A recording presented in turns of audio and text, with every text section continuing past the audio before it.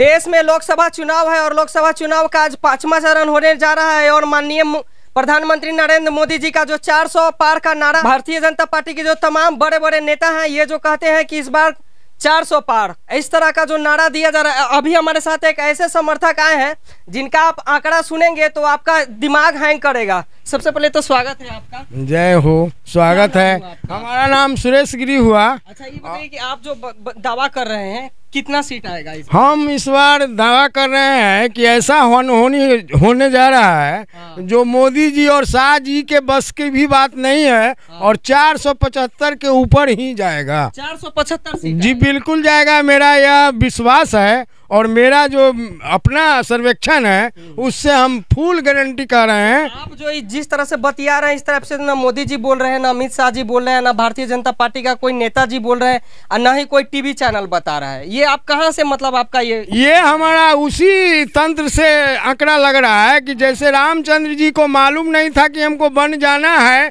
या राज करना है, उसी तरह मोदी जी को भी मालूम नहीं है कि हम कितना सीट ले रहे हैं और ये हम लोग जैसा भक्त के पास जानकारी है कि 475 जाएगा। इससे पहले भी कभी आप भविष्यवाणी किए हैं क्या? इससे पहले कभी नहीं किए हैं, लेकिन हम खास करके इस बार जो है से आप लोगों के बीच में भविष्यवाणी रख रहे हैं। क्या लगता है कि इस बार 475 सीट आ सकती है? बिल्कुल 475 के ऊपर ही जाएगा, लेकिन नीचे नहीं आ सकता है। आपका क्या अनुमान है भैया? हमारा अनुमान है कि हमारे बड़े भाई है ग्रामीण और 1985 से बीजेपी के माने समर्पित वोटर है और सक्रिय सदस्य है और इनका अनुमान के तो हम लोग भी लोहा मानते हैं और भैया जो कहें तो इनका कहीं ना कहीं अपना देव और संत विचार के लोग भी हैं, भक्ति पक्ष के राम नाम पे इनका ज़्यादा विश्वास है। इस स्थिति में ये कह रहे हैं तो हम इस चीज़ को नकार भी नहीं सकते कि 475 जा सकता है। हम नकार भी नहीं सकते, हो भी सकता है चूँकि भक्त है और भगवान श्री राम के प्रिय भक्त है, उन्हीं को नाम लेके उठते हैं और सोते भी हैं। अच्छा, तो ये बताइए कि विपक्ष के जितने भी लोग हैं सब बता रहे हैं कि बिहार में 40 के 40 सीट हम जीतेंगे, आप बोल रहे हैं कि 475 सीट आएगा, तो ये बताइए कि बिहार में भाजपा कितना सीट पे? बिहार में तो 40 में 40 इसका ये है और हमारा लगभग आइडिया है कि 40 आएगा ही। तो इंडिया अलायंस वाले जो दावा कर रहे हैं कि 40 सीट हम जीतेंगे, वो तो बड़े बड़े दावा कर रहे हैं, जितने हैं उतने किस्म के दावा कर रहे हैं। कोई 200 बोल रहे हैं, कोई 300 बोल रहे हैं, कोई 100 बोल रहे हैं, लेकिन सब लोगों का राक्षस प्रवृत्ति का बोल है और गलत आंकड़ा है। मतलब सब लोगों का गलत बिल्कुल गलत आंकड़ा है और वो लोग जो है बिल्कुल भारत को दुर्दशा में ले जाने की भाषा बोल रहे हैं। बिल्कुल। तो आपका जो आंकड़ा है ये सही आंकड़ा है? ये तो खैर आप लोगों को 4 तारीख के बाद समझ में आएगा कि सही है। ऐसे तो हम बिल्कुल 100% सही बता रहे हैं। सही बता रहे हैं, बिल्कुल 475 एकदम 475 के ऊपर ही जाएगा, लेकिन नीचे नहीं आएगा। चलिए ठीक है भैया, आपका क्या आंकड़ा कह रहा है? देखिए मेरा जो विश्वास है अपना, जैसा मोदी जी ने काम किया है अपने देश में, उस हिसाब से मुझे लगता है कि 400 के पार तो निश्चित है, इसमें कहीं नो डाउट। और देने के पीछे रीज़न भी है। अगर एक रीज़न हो तो मैं बताऊं, हजारों ऐसा कारण है जिसके वजह से जनता मोदी जी की तरफ आकृष्ट है और उनको पूर्ण बहुमत से जिताएंगे। 400 पार तो होना ही होना है।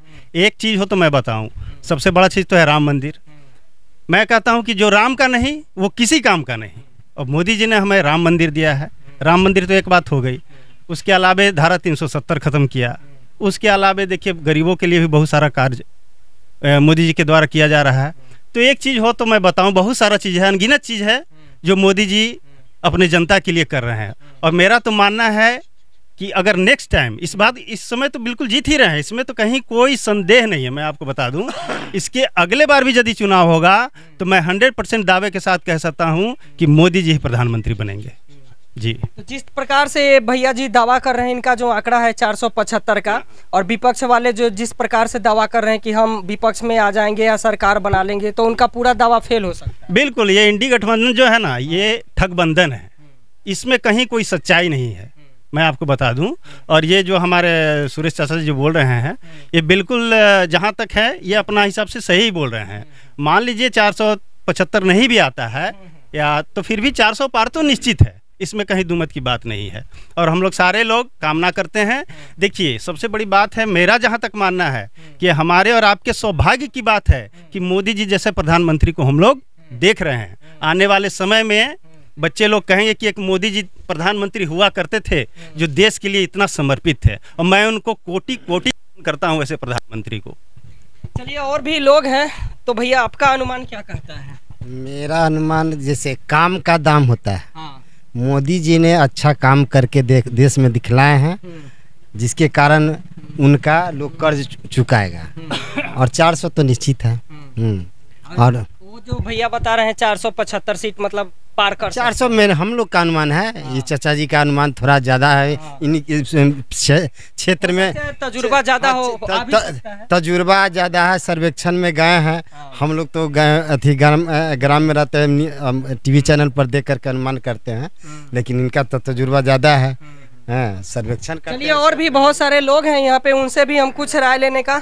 अच्छा भैया, अभी जो ये एक भैया बता रहे हैं कि 475 सीट आ सकता है भारतीय जनता पार्टी में, जितने भी पार्टी गठबंधन है, आपका क्या आंकड़ा कह रहे हैं? देखिए आंकड़ा तो सही कह रहे हैं। जो देश में जिस तरह का माहौल बना हुआ है, जिस तरह से राम सबके कन कन में राम बसे हैं, वैसे मोदी 140 करोड़ जनता के हृदय में निवास कर रहे हैं। महिला, पुरुष, नौजवान, बच्चे सब मोदी मोदी, देश ही नहीं विदेश में भी। तो हमको उम्मीद है कि हर हाल में 400 पार करना चाहिए, करेंगे।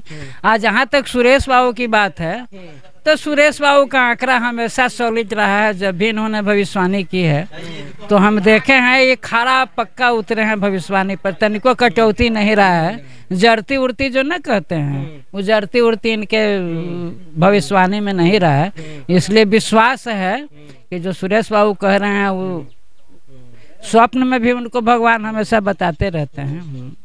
तो तमाम तरह की दावा है जो हर राजनीतिक पार्टी कर रही है। कोई राजनीतिक पार्टी, बहुत सारे ऐसे भी हैं जो कि राहुल गांधी को प्रधानमंत्री बनाने का भी दावा हो रहा है, और इनका जो दावा है ये 475 सीट लाने का दावा कर रहे हैं। तो बताइए, अगर ऐसा नहीं हो, राहुल गांधी जी मतलब आ गए, इंडिया गठबंधन ही जीत गया और प्रधानमंत्री के रूप में राहुल गांधी ही बन गए, तो ये फेल हो जाएगा। ये हम दावी के साथ कह रहा हूँ कि सपना में भी राहुल गांधी आने वाले नहीं है, न उनको बोलने का लूर, न चलने का लूर, और पीएम बनना तो बहुत दूर की बात है। और उनका आज दुर्दशा जो है से रायबरेली में ही देखा जा रहा है, और पीएम की बात शायद संसद भी नहीं बन पाए। रायबरेली में क्या देखा जा रहा है? रायबरेली में उनका भारी हार देखा जा रहा है। उनका माँ जो है से आंचल लेके वोट मांग रही है, बहन मांग रही है, और वो जो है से खाली प्रधानमंत्री के दवा ठोक रहे हैं। उनका तो लोकप्रियता इतना घट चुका है कि दोनों पहले तो वहाँ से चित हो चुके हैं, और फिर रायबरेली में भी नंबर उनका चित होने वाला आया हुआ है।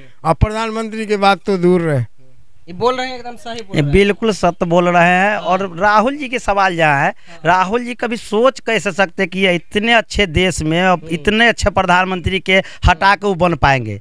वो तो उनका एक नहीं होता है, देहाती कहावत है, बच्चा के भूल भुलैया वाला खेल के जब बच्चा रोता है ना, तो झुनझुना लोग दे देता है। तो उनको अभी कांग्रेस वाला को झुनझुना धरा लिया के घूमते रहिए दाढ़ी उड़ी बना के, लेकिन प्रधानमंत्री फिलहाल तो कहीं दूर दूर तक 2030 तक नजर नहीं आ रहे हैं।